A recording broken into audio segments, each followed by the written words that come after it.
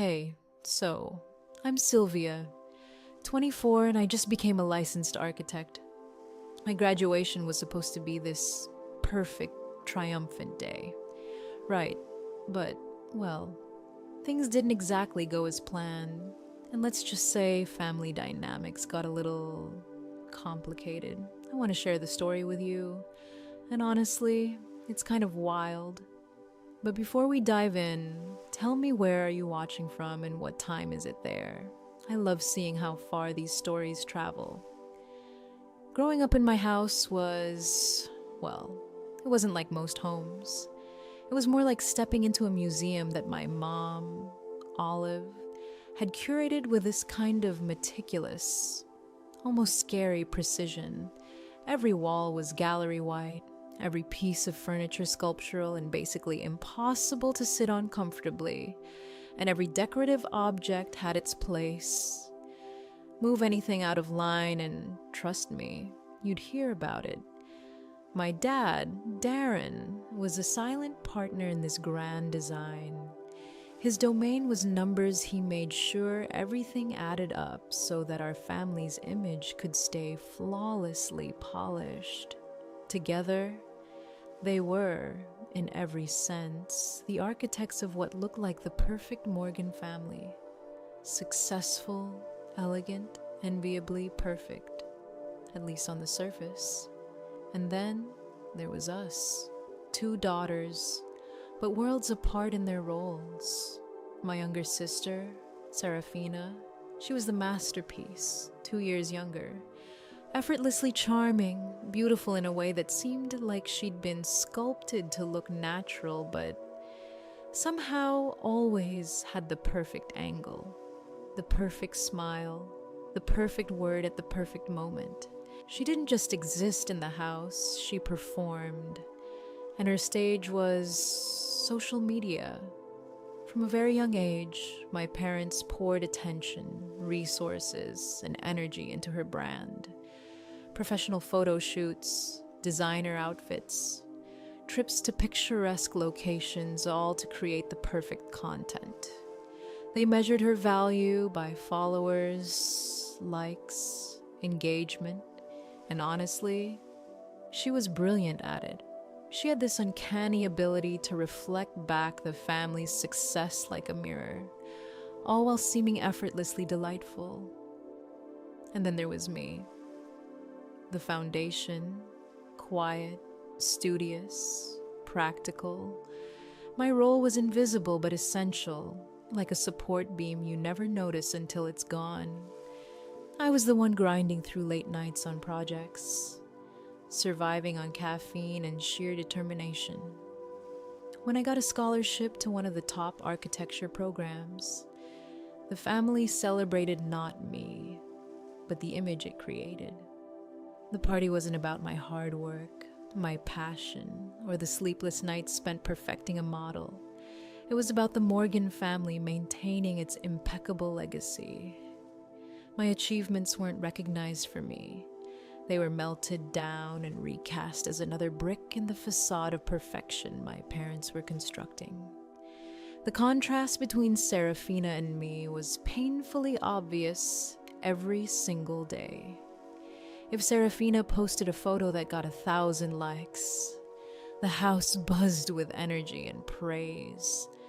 Balloons in my head, confetti, smiles, celebration.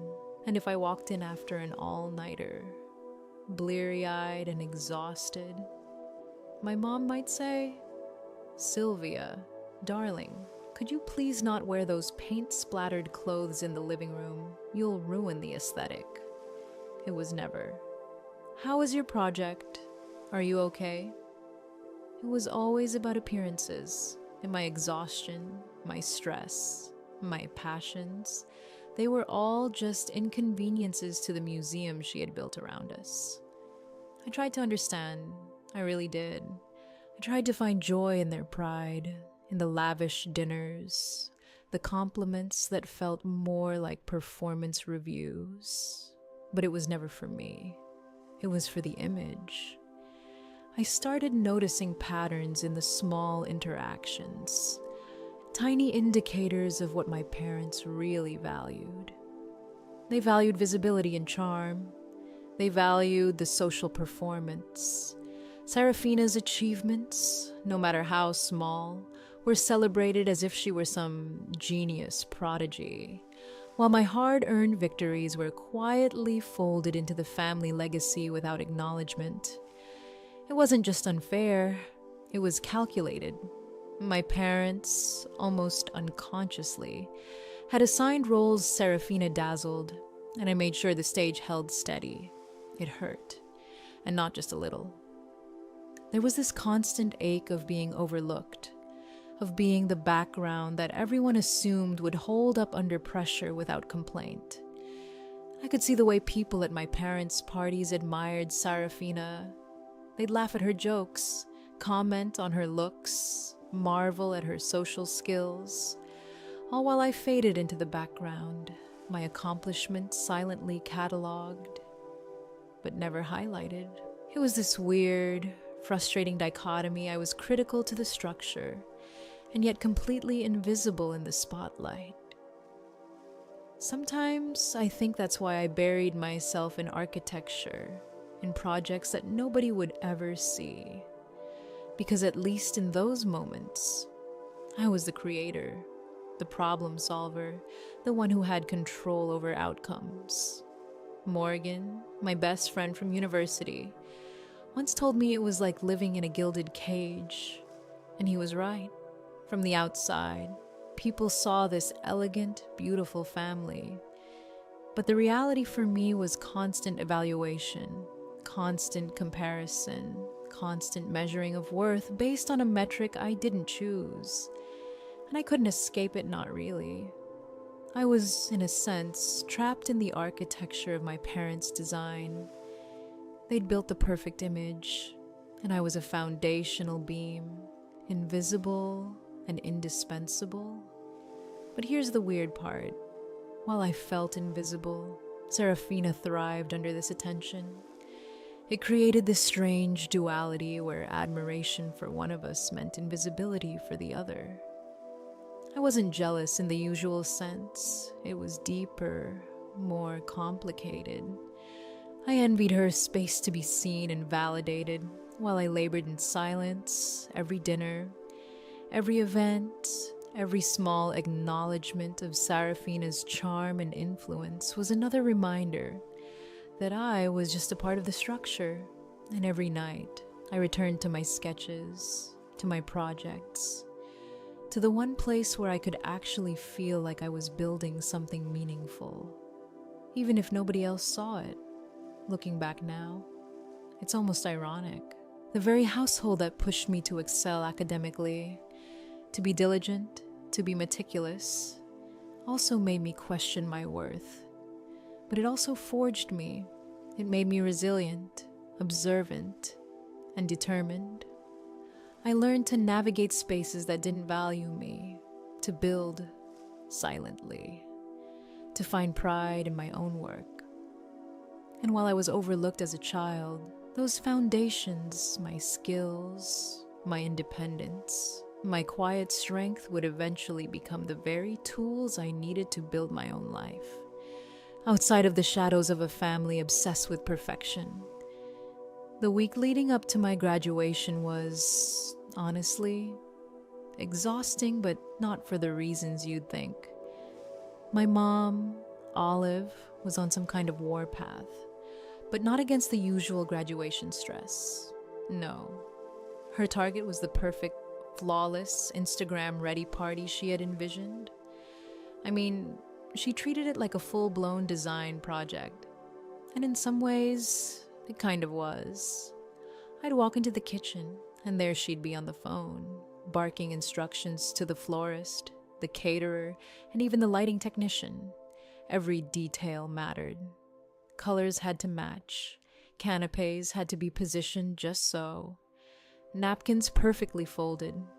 Flower arrangements aligned to some unseen aesthetic rule only she could understand. And then there was my dad, Darren. He wasn't shouting orders or fussing over the color scheme, but he had his own agenda. Every guest list, every invitation, every seating arrangement was evaluated for networking potential. Rich clients, influential neighbors, prominent colleagues, he wanted them all there. And of course, he had already started subtly priming them with stories about his brilliant architect daughter, me, supposedly the guest of honor. But honestly, his pride was less about me and more about the leverage he could gain from me, a new asset in the Morgan family portfolio. I tried to interject a couple times, just small hints that maybe this is, I don't know, supposed to be my graduation. Maybe I should have some say in how the day is celebrated. But Mom would wave me off, hand flicking dismissively like I'd said something ridiculous. Don't be silly, Sylvia. You're the guest of honor. You just need to show up and look the part. I'll handle the rest. That was it. My voice didn't really count. My excitement, my nerves, my pride, it was all just secondary, invisible. In fact, Serafina, meanwhile, floated through all of this like she was walking on air. Her friends came by to help with last-minute photo shoots, outfit choices, lighting checks for selfies she planned to post during the party. Mom would fuss over her hair and makeup for what felt like hours, all while glancing at me like, well, that dress is fine, I suppose. Fine was all I got. Fine was the sum total of my personal recognition for 5 years of non-stop work and sacrifice. My thesis, my portfolio, the sleepless nights and coffee-fueled days, it was all just a backdrop for someone else's display. And here's the weird thing, I wasn't even angry at Serafina. She was doing what she'd been trained to do, what we'd all been trained to do. It was the system I was frustrated with. Every night, I'd find myself pacing my room, staring at my sketches, trying to ground myself in the fact that my accomplishments were real, even if nobody at home seemed to care. And yet, every time I tried to feel proud, I was smothered by this heavy blanket of performance. This wasn't a celebration of me. It was a launch pad for Serafina, a carefully choreographed spectacle to elevate the family brand. The planning reached this almost absurd fever pitch. Mom was debating flowers like she was choosing a paint palette for a museum installation. Roses, hydrangeas, lilies, each in exact shades of blush, ivory, and cream. And she wasn't just thinking about aesthetics, she was thinking about how Serafina's friends would react. Would they notice? Would the Instagram shots capture the right angles?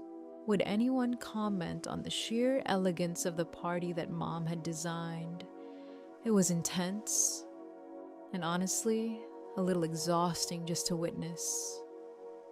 Then Dad would come in, clipboard in hand, guiding conversations with the caterers about wine selections and hors d'oeuvres, reminding everyone that some guests were big shots, that every interaction was an opportunity. And in his mind, I was the asset he was showcasing, the tangible proof of his daughter's brilliance. But in reality, I felt more like a prop, a mannequin to display the family's success. And the strangest part was, they didn't even see it. They thought they were celebrating me. I remember sitting at the breakfast table one morning, trying to voice my concern, and Mom cut me off mid-sentence. She had this way of doing it that made you feel ridiculous for even trying. Sylvia, darling, it's all under control. Just focus on showing up and looking perfect. Perfect. That word haunted me. It wasn't about being happy or proud or accomplished. It was about being visually acceptable, fitting into the curated image that Mom had built. And there I was, quietly crumbling under the weight of all my unacknowledged effort. Morgan, my friend from university, got it. He saw it. When I vented to him one night, he just shook his head, incredulous. It's like they see your degree as a high-end accessory, he said. And yeah, that's exactly it. My 5 years of relentless work, every sleepless night and stressful critique, it was less about me and more about what it represented to them. The family brand. And the more I realized it, the heavier it felt. I wanted to scream, to say, this is my life, my achievement. But that would have been futile. They didn't want my life, they wanted an image. By midweek, the house was a whirlwind of frantic preparation.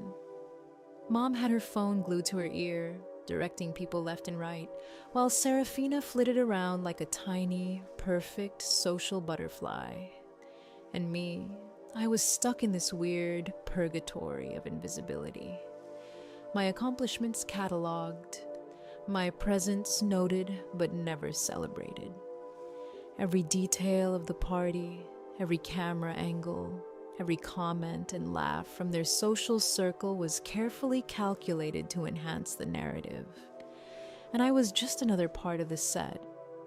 There were moments when I caught myself zoning out, imagining what it would feel like if I weren't there at all. Would anyone notice? Would the illusion crumble without the foundation? It was a scary thought, but also strangely liberating. Because for the first time, I understood that my value wasn't being measured by my happiness, or my dreams, or my accomplishments. It was being measured by how well I could serve the show. And that realization hit me harder than anything else in that week. I tried to stay grounded, reminding myself why I had worked so hard in the first place. My thesis, my portfolio, my skill. They were mine. They couldn't touch that. But every dinner, every phone call, every last-minute detail about floral arrangements and seating charts was like a punch to the gut. My family wasn't seeing me, the person, the architect, the young woman who had poured her heart and soul into her work. They were seeing a tool, a showcase, an accessory to their image, and it made me ache in this strange, quiet way that was almost physical. It was exhausting, emotionally and mentally, to live under this pressure. Every time I tried to assert my presence, to remind them that I had feelings and accomplishments and a life that wasn't just a prop, I was dismissed. My role, apparently, was to support the stage, to hold it steady, to be invisible yet essential. And the more I resisted internally, the more I felt the weight of their expectations pressing down, squeezing out any sense of individual pride. It was exhausting, but it was also a slow awakening. I began to see the patterns, the ways in which my parents and Sarafina were performing, and the way I had been trained to endure, to quietly sustain the image. By the end of that week, I was both mentally drained and strangely clear-headed. I realized that no amount of frustration or complaint would change their perspective. Their focus was not on me. It never had been. And while that was painful, it was also a kind of revelation, because seeing the mechanics of their obsession laid bare gave me a strange sense of power. I began to understand that I could step off the stage without anyone noticing immediately. And that realization planted the first seeds of what I would later build a life designed on my terms. Away from the carefully curated, suffocating spectacle that my family called home. Graduation day arrived bright and early. That kind of clear, perfect day that almost feels like it's mocking you. The sky was pristine, sunlight spilling over the city, and I stood in front of my mirror, tugging at my gown. It felt less like a symbol of achievement and more more like a costume for a role I hadn't auditioned for. Underneath, I wore a simple dress I'd chosen myself, one of the few things that felt truly mine that day. I took a deep breath, trying to steady myself, but the pit in my stomach wouldn't budge. Downstairs, the house was buzzing. My mother was moving around like a general on the battlefield, barking into her phone, coordinating the caterers, adjusting floral arrangements, directing my father on positioning the furniture for optimal photo ops. Everything had to be perfect. My father, ever the strategist, was already mingling in his head, calculating the potential networking opportunities, ensuring that his clients would see me as the shining proof of the family brand. And then there was Serafina, glowing and serene, floating around with her phone ready, documenting every detail as if the world were her stage. I could hear my mother calling from the bottom of the stairs. "Sylvia, are you ready yet? We can't be late. The lighting for photos is best before noon." Her voice was tight, impatient, sharp. I nodded, swallowed, and descended, trying to muster some enthusiasm. My father greeted me with that proud smile, but it was the pride of a CEO unveiling a product, not a parent reveling in their child's accomplishment. My mother's eyes scanned me critically from head to toe. "H, that dress is simple, but I suppose it will do. The gown covers it mostly." That was it. "No." "You look beautiful." "No." "I'm proud of you." Just an evaluation of my presentability. And then there was Serafina, radiant in a coral sundress, flawless hair, perfect makeup, and a smile that could light up the room. She looked more like the guest of honor than I did. "Ready, big sis," she chirped, phone in hand for a selfie. "We have to document this historic day."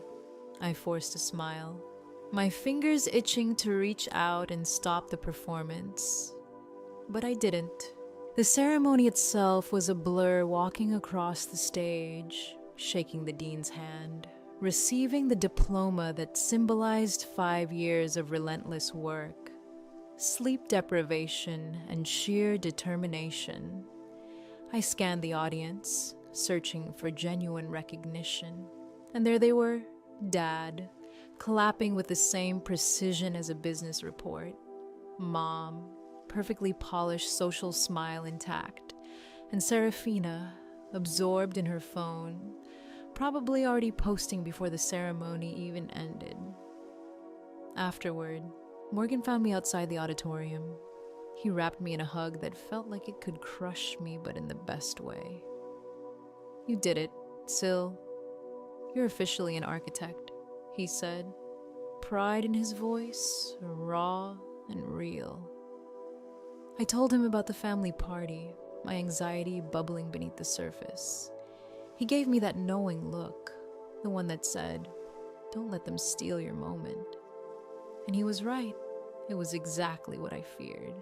A perfectly staged event designed not for me, but for the family brand. The party began with that same meticulous, frenzied energy. Guests mingled, conversations low but calculated, full of business and social cues. Then I was paraded around like a shiny accessory, introduced and prompted to talk about my thesis, my future plans, my career prospects. Dad would nudge me toward his wealthiest clients, guiding me to discuss sustainable urban housing projects. And I complied, my words tasting like ash. Mom floated through the room, graciously accepting compliments on the canapes or the floral arrangements, effortlessly pivoting attention back to Serafina. It was all scripted, rehearsed, and I was just part of the scenery. Then came the moment that shattered everything. Dad raised his champagne flute, beaming. Mom poised beside him, Serafina in her glowing coral dress, the perfect image. "Friends, colleagues," he began, voice resonant but hollow. "We are so incredibly proud of our Sylvia and her tremendous achievement." I managed a weak smile, heart thudding, and the audience offered polite applause. Relief? No, it was short-lived, Dad continued. "Sylvia's dedication has been an inspiration, especially to her younger sister, Serafina." And with that, he turned and put an arm around Serafina, pulling her forward. My stomach dropped. I froze. And then Mom stepped up, her smile blindingly bright. As many of you know, Serafina has been building her brand as a lifestyle influencer, and she's just landed a national campaign with a luxury skincare brand. The crowd erupted in genuine applause, cheering for my sister as if this was her graduation, her moment. My 5 years of blood, sweat, and sleepless nights reduced to an opening act for Serafina's spotlight. I stood there, frozen, diploma in hand, feeling like a prop. It wasn't just that I was overshadowed, it was that they had orchestrated it. They had assembled all these influential people under the guise of celebrating me, only to launch Serafina's career. I looked at my parents and saw the look I had craved my whole life. Pure, unadulterated pride, but it wasn't for me. It was for her, for the brand, for the image. The knot in my stomach grew cold and heavy. The carefully constructed facade didn't just crack, it exploded. Dad gave me a quick, perfunctory pat on the shoulder and moved on, arm firmly around Serafina, introducing her to his most important clients. Mom drifted by, face flushed with victory. She leaned close, whispering conspiratorially, "Chin up, darling. This is a big day for the whole family." My voice was flat, hollow. My graduation party became Serafina's career announcement. How is that a big day for me? She laughed lightly, tinkling and sharp. "Oh, don't be so dramatic, Sylvia. A rising tide lifts all boats. Your sister's success reflects well on all of us." She didn't see my pain. She only saw the narrative. We were a package deal, and today, that narrative had been executed flawlessly. Morgan found me again by the edge of the lawn, standing alone, staring at a rose bush my mother had cultivated with military precision. "Are you okay?" he asked softly. I just shook my head, words failing me. He didn't push. He just stood there in silence, and it was comforting in a way nobody else had been all day. Finally, he said, "That was one of the most calculated things I've ever seen." Hearing him validate my feelings was like a gasp of air after being underwater. They used me. They used my graduation, and he confirmed it gently, apologetically. My whole world had been manipulated, orchestrated, and I was the unwitting centerpiece. I knew I needed to get out. Even for a moment, Morgan offered options, a diversion or a quick escape in the car. I chose the car, silent and careful, slipping away unnoticed. The city lights blurred past the window as we drove in silence to a 24-hour diner, the kind of place my mom would have had a meltdown over. The air smelled like stale coffee and grease, and it was perfect. For the first time that day, I could breathe. The events of the party began to replay in my mind, connecting to a lifetime of small cuts, of achievements ignored, of Serafina's smallest whims celebrated, and of my own identity minimized.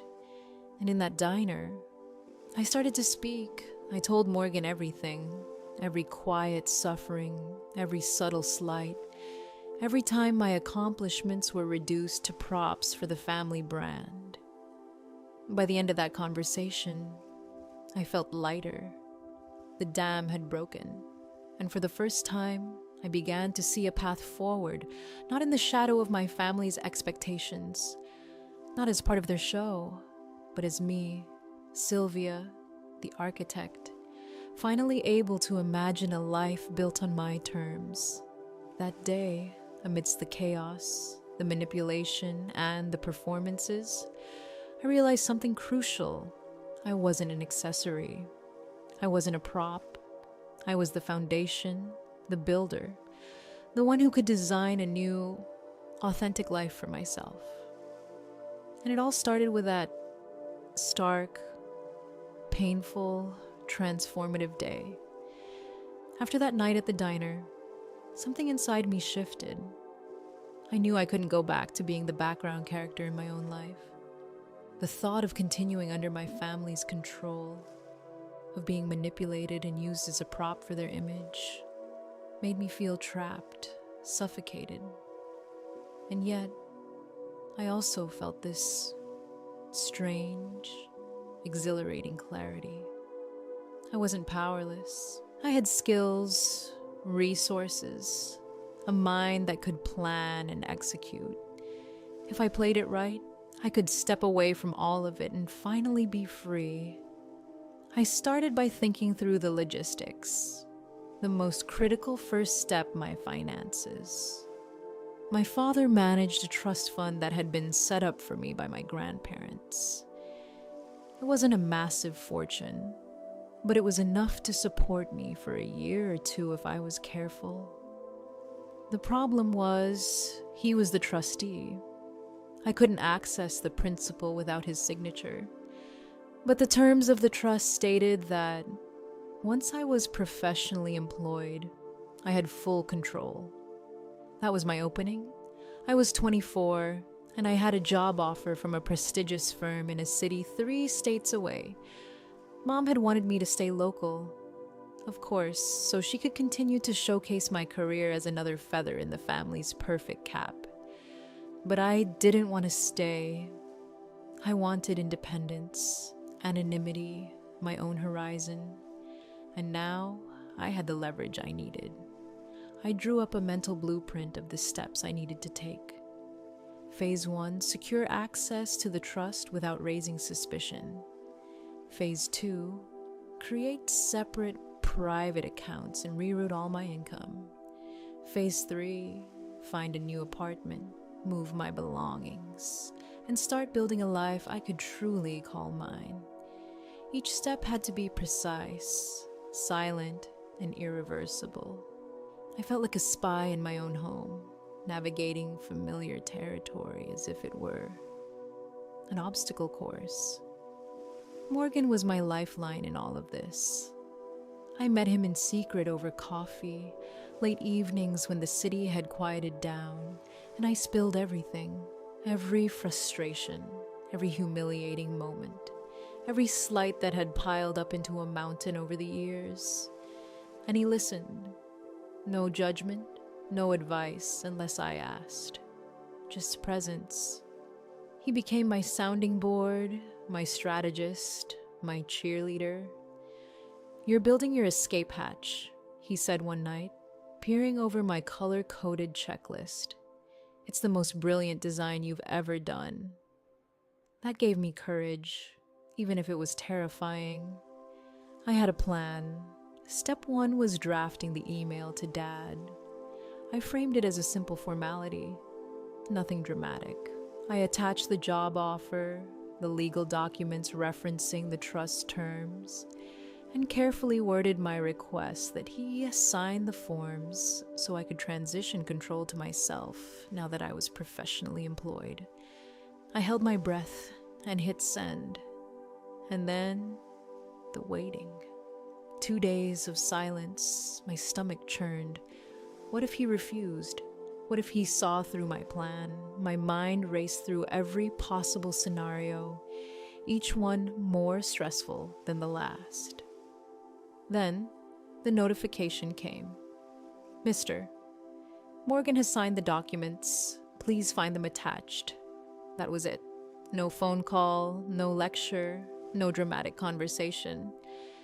Just the quiet click of compliance, and in that moment, I realized he had unknowingly given me my Declaration of Independence. The blueprints were complete. All that remained was to walk off the site. Phase 2 was about logistics, creating separate channels of control that my parents couldn't monitor. I opened a new bank account, one they knew nothing about, and arranged for my paychecks to be deposited there. I set up a P.O. box, rerouting all my essential mail. It felt absurdly thrilling and terrifying at the same time, like pulling a heist off in the dead of night. Every small victory the account approved. The mail redirected was a brick in the foundation of the life I was quietly constructing. Then came the apartment hunt. I spent hours online, scrolling through listings, reading reviews, comparing neighborhoods. I didn't want something flashy, because that would draw attention. I needed a place that felt safe, practical, and mine. By the afternoon, I had signed a lease digitally. The thought that soon I'd have a home that no one could intrude upon. A space that wasn't curated by someone else's obsession with appearances made my chest tighten with excitement and relief. Packing was a whole different challenge. I went through my room in secret, creating 3 piles: things to take, things to donate, and things to leave behind. Every item I touched carried memories, some joyful, some painful. My drafting tools, the books that had shaped me, the clothes I loved, all carefully packed. My old car, which had been a gift and a symbol of their control, was sold online to fund the down payment on a used car I'd pick up in the new city.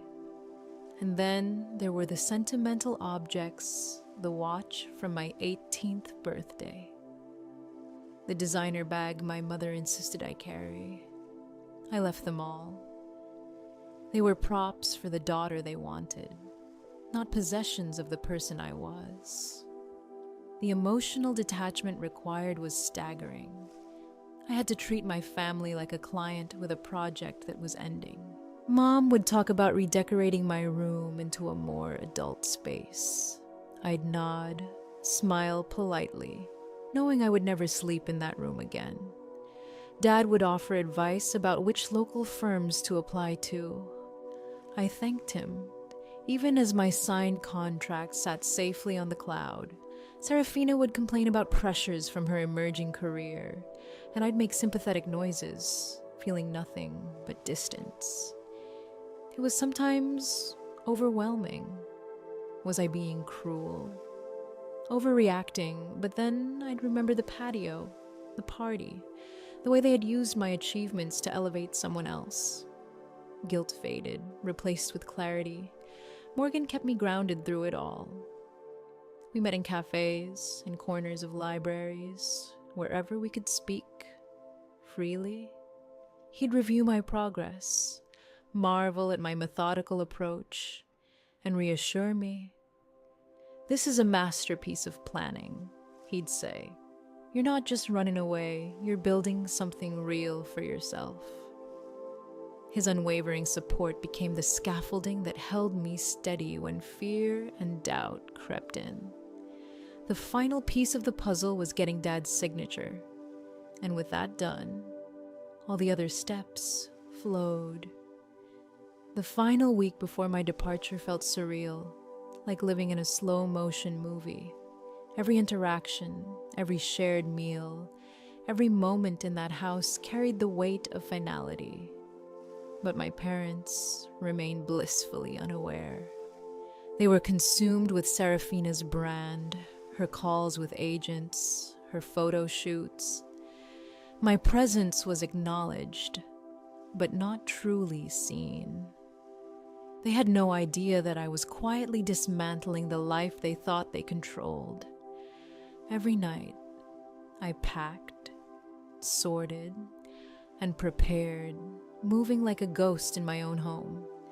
By day, I played the role of the perfect daughter, deflecting questions with vague answers, letting them believe I was following the script they'd written for me. By night, I took back control, piecing together the foundation of my escape. Each box I packed, each step completed, each secret account set up, it was both terrifying and exhilarating. The sense of agency, of finally reclaiming my own life, was intoxicating. Throughout this process, my fear was ever present. What if they noticed? What if something went wrong? But paired with that fear was a rising exhilaration. Every completed step was a tangible move toward freedom, towards self-definition. The mixture of panic and thrill sharpened my focus, forcing me to operate with precision and patience. Each decision was deliberate, every action calculated. Yet I had the strange, liberating feeling of reclaiming power that had been denied to me for years. Morgan remained a constant, quietly guiding me, offering perspective, validation, and occasionally humor to ease the tension. He never told me what to do, but his confidence in my plan bolstered my own. When doubts surfaced, he reminded me I was an architect, not just of buildings, but of life itself. And that knowledge gave me courage, allowed me to see beyond the fear, to the reality of what I was capable of achieving. In the end, every careful step, every calculated action, every moment of quiet rebellion was a brick laid in a new foundation, one designed entirely for me and by me. And as I reached the final moments before leaving, I felt a surge of exhilaration unlike anything I'd ever experienced. I wasn't just escaping, I was building, and for the first time in my life, I was building for myself. The morning of my departure was quiet, almost eerily so. I woke up early, before the house had stirred, dressed in simple, practical clothes, nothing fancy, nothing curated. My backpack and laptop bag were packed, heavy with essentials documents, my passport, birth certificate, social security card, and the trust paperwork that had finally given me control over my own life. The house was dark, still, every object in its perfect place, as if the world itself were holding its breath for my exit. I walked out the front door slowly, closing it softly behind me, and for the first time, the air felt mine, fresh, real, untouched. The moving van arrived right on schedule at 8 a.m. Two professional movers who were efficient, quiet, and entirely unobtrusive. I watched as my entire life, carefully packed into 27 cardboard boxes, was loaded into the back. Each box felt like a symbol, a fragment of the life I had left behind, a container of memories, some painful, some precious, all necessary for the person I was about to become. The movers drove off, leaving me standing on the curb with only my backpack and a sense of strange, thrilling emptiness. It was terrifying, yes, but also liberating. I walked to the local coffee shop where Morgan was waiting. The smell of stale coffee and the faint hum of the espresso machine felt comforting, grounding. He stood up the moment I walked in, anxious but patient. I smiled for the first time in weeks, a real, unforced smile. "It's done," I said simply. No theatrics, no dramatics, just done. He pulled me into a hug, and I could feel the weight of years of invisible labor, of unacknowledged achievements, lifting off my shoulders. "I am so unbelievably proud of you," he whispered. And I believed him.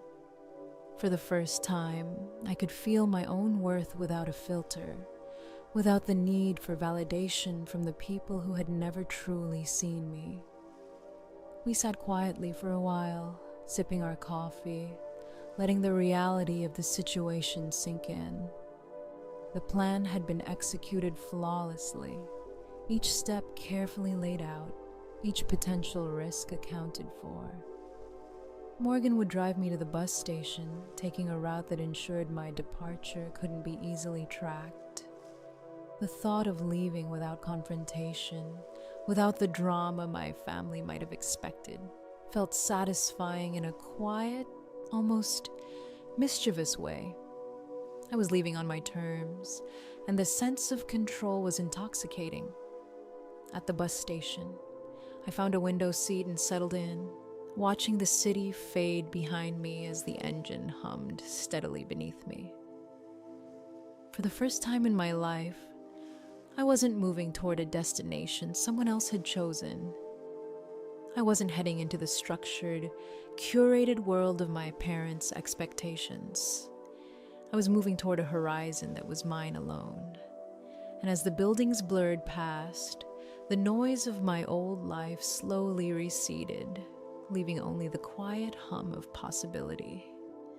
Freedom was subtle, quiet, but undeniably present. Arriving in the new city felt surreal. I stepped off the bus with my backpack slung over one shoulder, feeling the weight of the journey I had just completed, both physically and emotionally. My new apartment awaited a small, light-filled space I had chosen for practicality and comfort, not for aesthetic perfection or social approval. The movers had left my boxes in a pile in the living room, forming a mountain of potential, a tangible symbol of a life being rebuilt. For the first time, I stood in a space entirely my own, unburdened by the expectations and obsessions of my family. Unpacking was both methodical and cathartic. I placed my drafting tools carefully, arranging my books not for appearance but for utility and personal significance. I chose a comfortable, oversized couch over a sculptural one that would have been beautiful but unusable. I had painted a single wall a deep, calming shade of blue, a color that felt like me, not like a curated brand. Every small decision, every choice in the arrangement of my new space affirmed my identity, my independence, my agency. I realized slowly that these were more than just objects, they were declarations of self.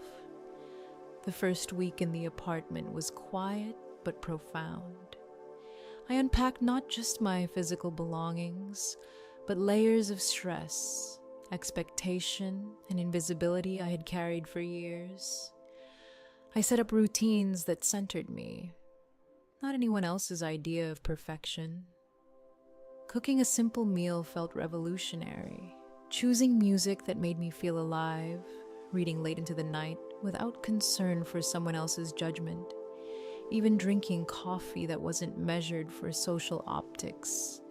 These small acts felt monumental. Each one whispered, subtly but insistently, "You are yours now." Work began shortly after, and it was everything I had hoped for. The firm was innovative, collaborative, supportive. My ideas were heard, my expertise valued for its own merit. My boss, Maria, a senior architect, offered mentorship, guidance, and respect. Unlike at home, my professional worth wasn't tied to a name, a reputation, or someone else's social capital. Here, I was recognized as an architect, as a creator, as someone whose ideas and skills had intrinsic value. The fatigue that came with late nights drafting designs wasn't the hollow exhaustion of pleasing others. It was fulfilling, energizing even, because I was building something I believed in. Morgan kept me anchored, a constant presence in this new chapter. We stayed in regular contact, and he would share tidbits of my family's unraveling from a distance. their inability to adapt without the infrastructure I had provided. Dad had even tried to hire a private investigator to track me down, but there was no evidence of wrongdoing. I had legally moved, and my parents had no access, no leverage. Morgan's updates were a strange blend of amusement and vindication, reminding me that the world I had escaped was unraveling without my support. And yet, I was safe, independent, and finally in control. The days blended into weeks, and each one reaffirmed the reality of my freedom. I walked the city streets without fear, without performance, without the weight of invisible expectations pressing down on me. I explored local cafes, parks, and bookstores, spaces that had nothing to do with family image or social performance. I met neighbors and colleagues without having to perform or curate myself for approval. The city felt expansive, limitless, full of possibilities that were genuinely mine to explore. Even the small, mundane tasks of daily life carried a new meaning. Paying bills, arranging my own schedule, grocery shopping, laundry. Each act of independence was a tangible reminder that I was building a life designed for me. Choices I'd taken for granted when I had no freedom now felt like victories. And with every night spent in my own bed, every quiet moment without oversight, I felt layers of tension, fear, and anxiety melt away. The air, the silence, the absence of curated perfection, it was freeing, almost intoxicating. Reflecting on the journey, I realized the depth of what I had left behind and the extent to which my family had depended on me, unseen and unacknowledged. Their carefully curated lives, their polished facades, were sustained in large part by my labor, my organization, my dedication. Without me, the structure began to wobble, and yet I had no lingering anger, only clarity. I had claimed what was rightfully mine: autonomy, dignity, and the ability to define my own life. I settled into routines that were entirely my own, designing my space, organizing my schedule, and engaging in work that valued me for me became affirmations of identity. Every morning, the sunlight through the apartment windows felt like a tangible signal of freedom. Every evening, a quiet reflection on the day's accomplishments reminded me of how far I'd come. I began to see that independence was more than escape. It was creation, construction, a form of living architecture that I was finally the master of. In this new city, surrounded by blank walls I could paint, spaces I could arrange, and routines I could shape, I found peace in the act of designing my own life. The past, the toxic expectations, the performances, the invisibility remained, but it no longer dictated my present. I was not just surviving, I was thriving. And with every small, deliberate choice I made, I reaffirmed that the life I was building belonged entirely to me. This was the foundation, the core, the unshakable structure that I had longed for. And finally, I was standing firmly upon it. Life in my new city settled into a rhythm that felt both surprising and completely natural. My apartment, small but flooded with light, became my sanctuary. I spent mornings sipping coffee by the window, planning projects, sketching ideas, rearranging furniture in ways that actually made sense to me, not for show, not for anyone else. It was quiet, and it was mine. For the first time, I was building a life based entirely on what I wanted and needed. The relief was almost physical, like taking off a heavy coat I didn't even realize I'd been wearing for years. Work was everything I had hoped it would be. I joined a collaborative architecture firm where ideas mattered more than pedigrees, and effort more than appearances. Senior architects listened to my suggestions. Junior colleagues sought my advice, and my contributions had real impact. I wasn't just a face in the crowd anymore. Projects weren't just about impressing someone else. They were about creating something meaningful, functional, lasting. The satisfaction of seeing a design evolve from sketches to a tangible building was unlike anything I'd felt in my parents' curated world. Exhaustion still came with late nights, sure, but it was a different kind of tired one that left me fulfilled instead of hollow. Morgan had moved into the city a few years later, and our friendship became one of the cornerstones of my life. We celebrated victories, commiserated over setbacks, and shared long, meandering walks through neighborhoods where nobody knew our names. And that anonymity felt freeing. He was a constant reminder that chosen family could be just as vital, if not more so, than the family you were born into. Together, we built rituals and routines, shared meals, laughter, and late-night brainstorming sessions that had nothing to do with anyone's brand or image. From the other side, the world I had left behind slowly began to unravel, and I watched it with a quiet, vindicated satisfaction. Morgan would occasionally relay updates, almost like a detached observer keeping me informed. My parents, who had meticulously curated every aspect of our lives, started to experience the consequences of their own overreach. Without me managing schedules, digital accounts, and the silent infrastructure that kept their world running, cracks appeared. Automatic bill payments I had set up years ago were canceled. Calendar reminders vanished. Insurance renewals lapsed. Their meticulously ordered household began to spiral into chaos, and it was oddly poetic. Dad missed a crucial filing deadline, something that had real financial consequences. Mom forgot her own sister's birthday, igniting a family squabble. Serafina, the so-called social media prodigy, floundered without the background support I had quietly provided for years. Contracts weren't proofread, deadlines slipped, brand deals started to collapse. Her carefully constructed online persona, so polished and enviable, showed its cracks.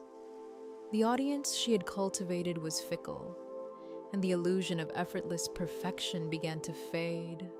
It wasn't brutal, not externally, just a slow, undeniable decay that no amount of curated content could stop. Every update Morgan shared made me feel a subtle mix of justice and relief. I didn't revel in their misfortune. Not really. But seeing the structures they'd built on a foundation I had been forced to provide finally wobble without my invisible labor gave me closure. It was a quiet, steady affirmation that the world I had escaped was not and could not be sustainable without the integrity and effort I had offered silently for years. My own life, in contrast, thrived on clarity, honesty, and real recognition. And then there was me, growing into the life I had chosen. My work expanded into projects that felt deeply purposeful: community libraries, sustainable housing, spaces that genuinely served people. Each building was a testament to effort, creativity, and care, not social performance. My friends became my family, a chosen network of people who saw me, supported me, and celebrated me for who I was.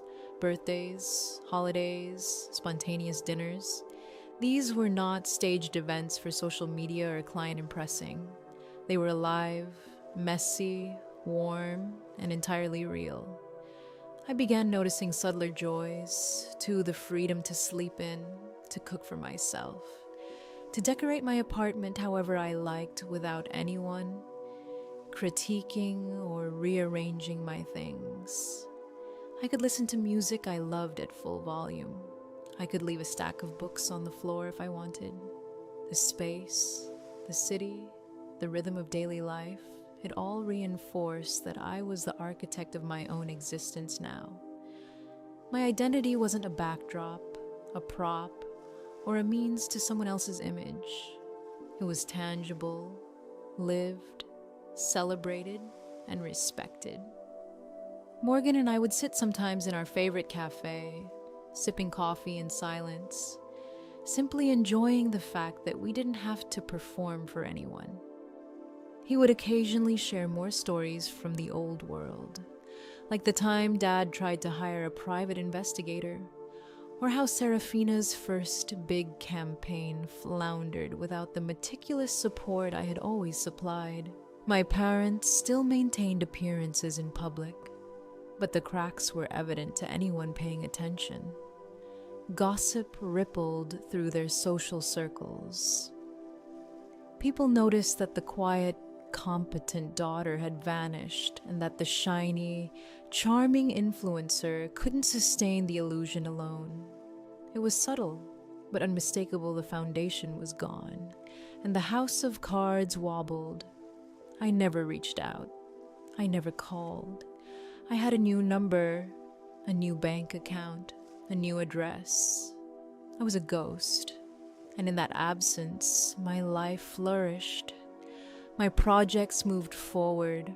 My friends celebrated me. My career grew. I was no longer tethered to anyone else's narrative, no longer responsible for holding together a facade. And while my family floundered, I built stability, purpose, and joy. There was a justice in that contrast, a quiet satisfaction that never needed to be broadcast. It was simply real. A year or so after I left, Morgan told me something that crystallized everything. My grandparents, having cut ties with Dad over previous disputes, had tracked me down through my professional architecture guild. They sent a letter simple, heartfelt, no strings attached, apologizing for not recognizing the situation sooner and inviting me to reconnect on my terms. Meeting them weeks later, I found love and support that felt authentic and unconditional. They had learned, in a way my parents had refused to, that people mattered more than appearances. That moment reinforced that what I had left behind wasn't loss, but liberation. In the years that followed, I continued to thrive professionally and personally. I became a project lead, overseeing designs that mattered to communities, working with colleagues who valued creativity and integrity. My apartment became a home with a messy garden, a couch I could sink into, walls painted in colors that made me feel alive. Morgan moved to the city, and together, we built a network of friends who were our family by choice, not obligation. These relationships, grounded in mutual respect and care, were everything I had craved. Growing up, occasionally I would hear news of my family through Morgan or brief social media glimpses. Serafina still pursued her influencer career, but without the silent scaffolding I had provided, her audience remained small and unstable. My parents maintained their big house, still polished, still staged, but from what I could tell, it felt empty, quiet except for the noise of their own anxiety and disappointment. They had lost the one person who had held it all together, and in a way, that loss was poetic justice. They had relied on me as their foundation, invisible and unappreciated, by removing myself. I revealed the fragility of the structure they had so painstakingly built around image and control. Meanwhile, I continued to live fully, in contrast to their struggles. Every project completed, every friendship strengthened, every quiet moment of domestic choice reinforced my independence. The satisfaction wasn't loud, it wasn't performative, it didn't require applause, it was simply a deep, calm awareness that I had reclaimed my life. I had not only survived, but I had thrived, building a life with clarity, purpose, and joy. And in doing so, I finally understood the essence of what my parents had misunderstood. You can't build a lasting structure on a faulty foundation. They had treated me as invisible, and in doing so, they had ensured their own collapse. Sylvia's journey shows how reclaiming control and standing up for yourself can transform your life. She stepped away from expectations, built her own foundation, and created a life that's meaningful, fulfilling, and entirely her own. It's a reminder that independence isn't just about leaving. It's about designing a life you truly want. If this story resonated with you, maybe give a like. And hey, subscribing means you won't miss more stories about resilience, freedom, and building your own path.